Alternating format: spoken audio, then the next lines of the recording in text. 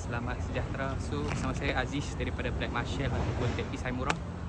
So hari ni hari nak dekat sebulan setengah saya cuti, ataupun nak dekat 2 bulan.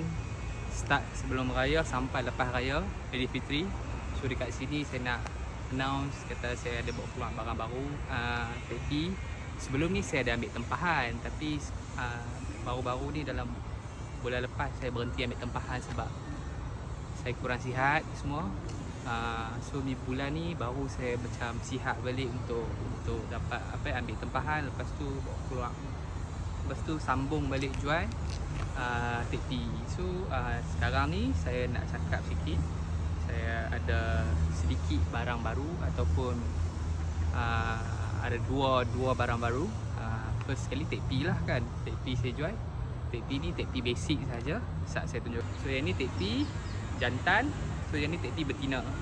So harga dua-dua sama, 175 sekali postage. Okay, so yang ni boleh tengok bukaan misai dia first sikit luas, sebab sebelum ni saya buat ready stock, saya banyak dapat orang minta tolong lah, dia bercakap, dia kata boleh tak buat lagi besar sikit. So saya nak kena custom made lain, sebab dia pun punya bila buat Tepi untuk yang ready stock ni kan, macam ni selalunya kecil. So saya buat besar sikit sesuai untuk orang yang bersaiz tangan besar. So yang ni Tepi betina, yang ni jantan. So boleh tengok lah.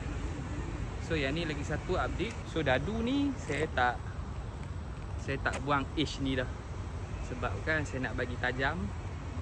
Bila main menumbuk dia lagi banyak damage, lagi puas hati lah. Cuma dia nak kena belajar main tu kena hati-hati. Sama macam depan ni, saya bagi tajam tapi tak tajam sangat. Lepas tu belakang ni dia sesuai untuk hentam, dia lagi cepat berbekas lah, yang tu lah. So harga dua-dua sama, lebih kurang 160.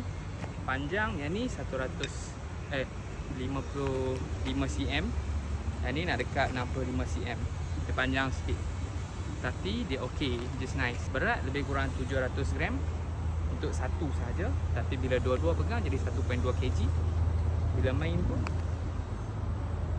just nice, semua senang. So pada siapa-siapa yang berminat nak dapatkan Tepi ni, boleh PM satu ataupun kedai online kat sini lah. So nanti lepas video ni tengok postage yang paling baru, saya ada letak gambar dan spesifikasi barang tu. Okay, yang mana berminat boleh je. Okay, terima kasih semua. Kita tengok sikit.